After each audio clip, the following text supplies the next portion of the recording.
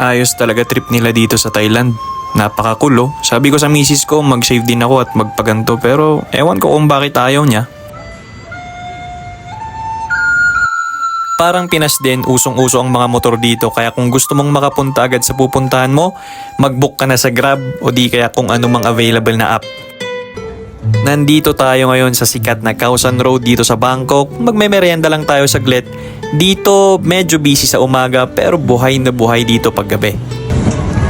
At ang memeriendahin natin ngayon ay Thai roti or Thai pancake.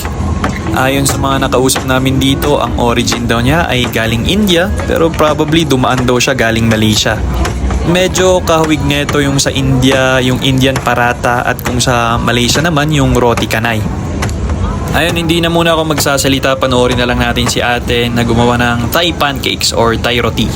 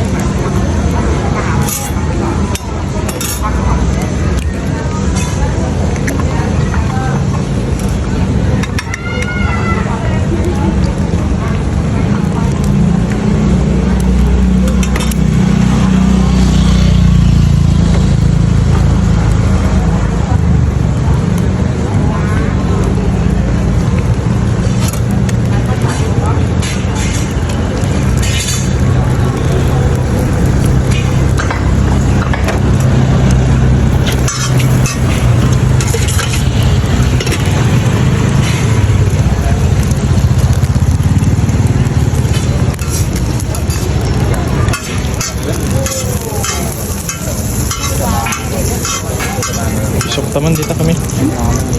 Okay lang.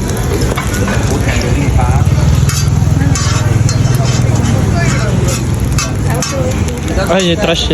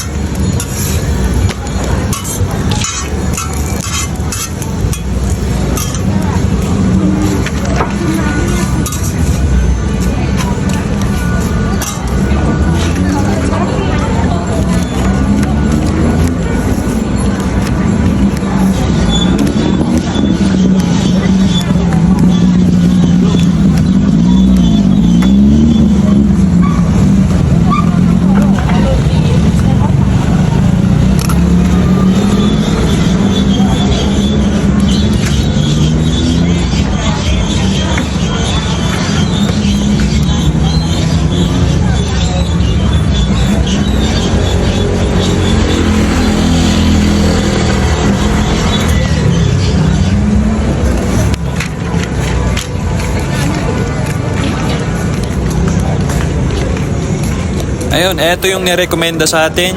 May toppings daw na sweetened condensed milk, white sugar, may banana sa loob, tapos tsokolate rin sa ibabaw. Eto daw yung isa sa mga OG na flavors ng ng Thai roti. Okay, teka, describe natin yung lasa.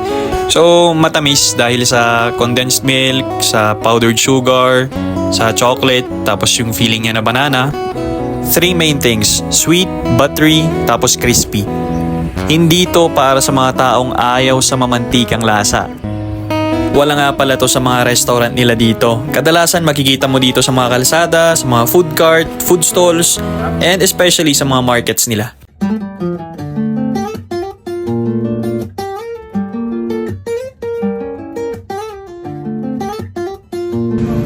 Alright, we gotta bounce. Babalik din naman tayo dito para sa mga iba pang food trip pero may lalakarin lang kami saglit. I'll see you guys on the next video. Bye-bye!